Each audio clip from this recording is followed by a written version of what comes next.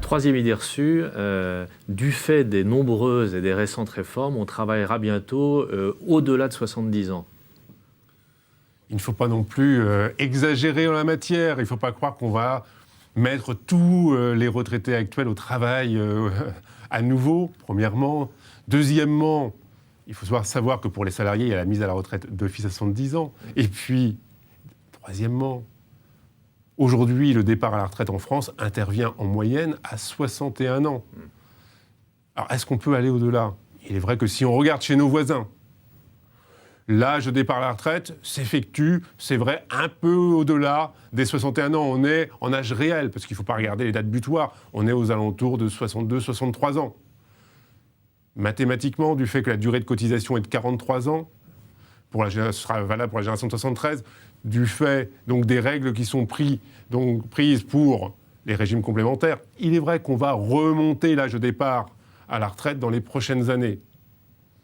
Certainement qu'on va se rapprocher, qu'on va tangenter 64-65 ans. Et c'est mieux d'ailleurs pour le montant des pensions que chacun d'entre nous pourra recevoir. 70 ans, ça peut concerner évidemment quelques personnes qui souhaitent travailler. Pourquoi on interdirait à quelqu'un de travailler ? On sait très bien qu'il y a des cadres supérieurs, des dirigeants d'entreprise qui souhaitent conserver leurs activités parce qu'ils considèrent que c'est leur vie, que c'est leur souhait, et que d'ailleurs, s'ils arrêtaient, ils seraient peut-être en plus mauvaise santé.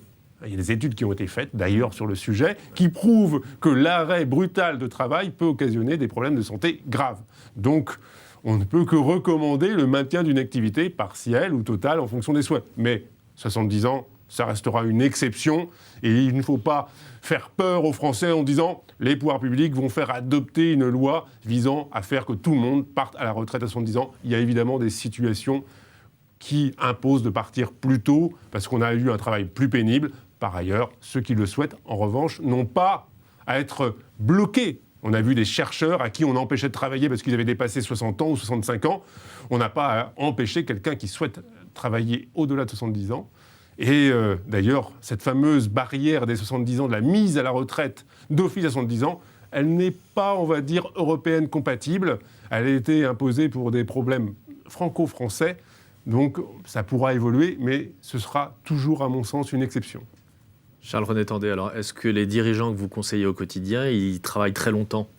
En fait, ça dépend, parce qu'en effet, là je confirme, certains ont envie de continuer à travailler, et on voit même certains salariés qui sont mis à la retraite par obligation, qui créent leur structure, une petite SARL, pour continuer une activité. Donc, ce qui est important, c'est de la liberté, en fait. Et on voit bien qu'il y en a certains, d'ailleurs, qui réussissent et qui disent « je vais vendre mon entreprise à 50 ans, 55 ans, parce que j'en ai marre. » Voilà. Donc, il y en a qui veulent arrêter plus tôt pour faire d'autres choses. Bon, certains, tour du monde en bateau.